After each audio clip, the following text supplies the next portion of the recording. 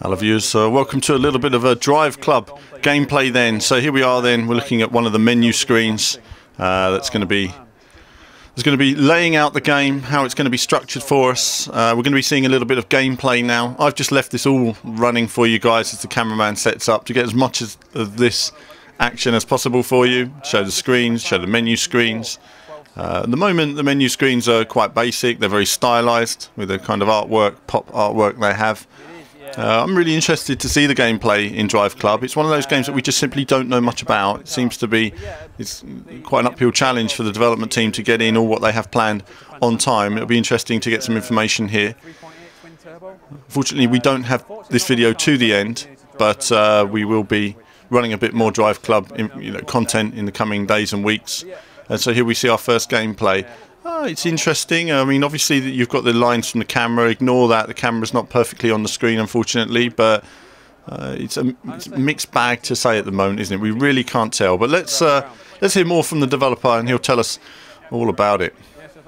Well, I'll just let this kind of ghost get ahead. So what we're doing here at E3, we've set up a challenge between two clubs, and what you'll get is a ghost from the opposing club, and you'll have to try and beat that ghost. By beating that ghost contributes towards that club's score, and at the end of every hour, a club wins effectively. But that's not just in terms of who's the fastest around the track, because we want to make sure that there's many ways to win in Driveclub. It's not just about setting the fastest lap time. You'll see here what I'm entering now is what we call a face-off, and then this is a perfect cornering zone. So what I've got to try and do is match the racing line that's down the road as closely as possible.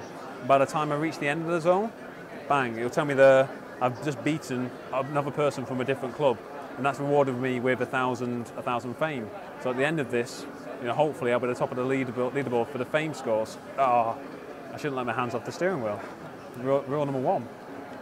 Yeah, because we want to make sure that Driveclub, whilst it does offer that kind of deep sort of racing experience where you can shave off milliseconds of your lap time, we want to make sure that no matter what style of driver you are, you can be drifting around corners. You can just be having fun. You're always earning something. You're earning fame. You're earning cash, and you're contributing towards your club. And it always feels like a very positive and rewarding experience. And one thing we don't demonstrate too much here in the E3 demo, but is a massive part of the game is obviously the way that clubs work inside the game. Being part of a club is a huge thing. I mean, you can play the game offline. You can play through the full campaign solo, and that's absolutely fine. But the richest... It's like having a hamburger without all the relish and the other stuff. Exactly.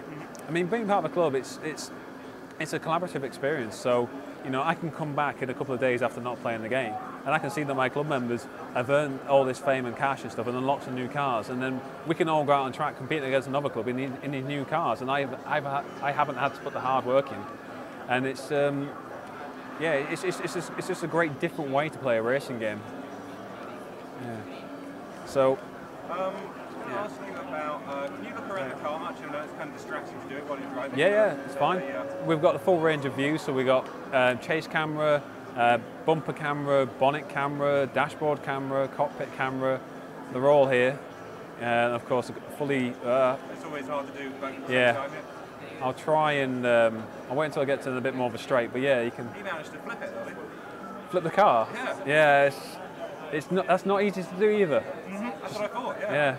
But the cars themselves, we go to extraordinary lengths to make sure that they're completely accurate representations of the real world cars. We work very close with the manufacturers, and I think on average every car's 250,000 polys, which is just an absolutely insane amount of detail.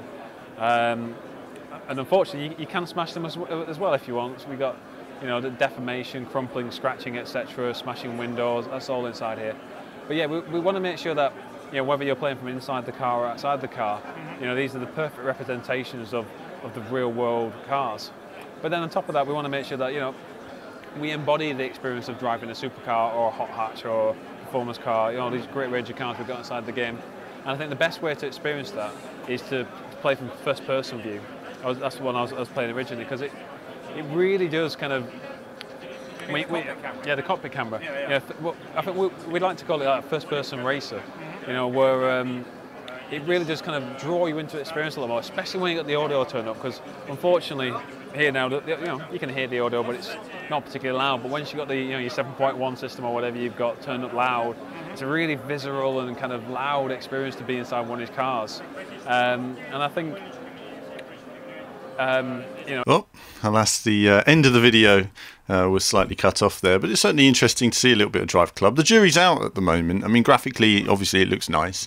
It's going to be on the PS4. It's got a lot of refinement still to go on it. It's early in development at the moment. The handling looks like they've got a handling model that's intuitive and that it works, but also that if you're not paying attention, you can spin out quite easily. So that's all looking good at the moment. I suppose from an outside perspective, I look at it kind of like a Forza Horizon. I wouldn't really compare the two games normally, but they do seem to be a similar open world, team-based thing, activities, everything else. And I think they're going to be direct rivals. If Gran Turismo is the rival of Forza, then Driveclub is the rival to Forza Horizon, I think it's fair to say. And we'll wait and see what those guys at Playground are going to produce next year.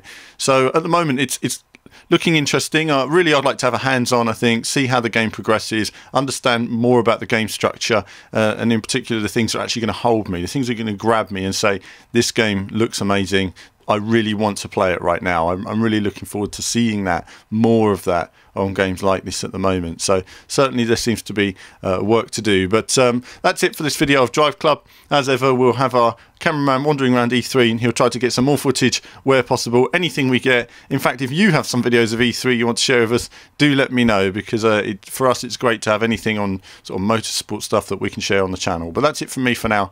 As ever, more soon.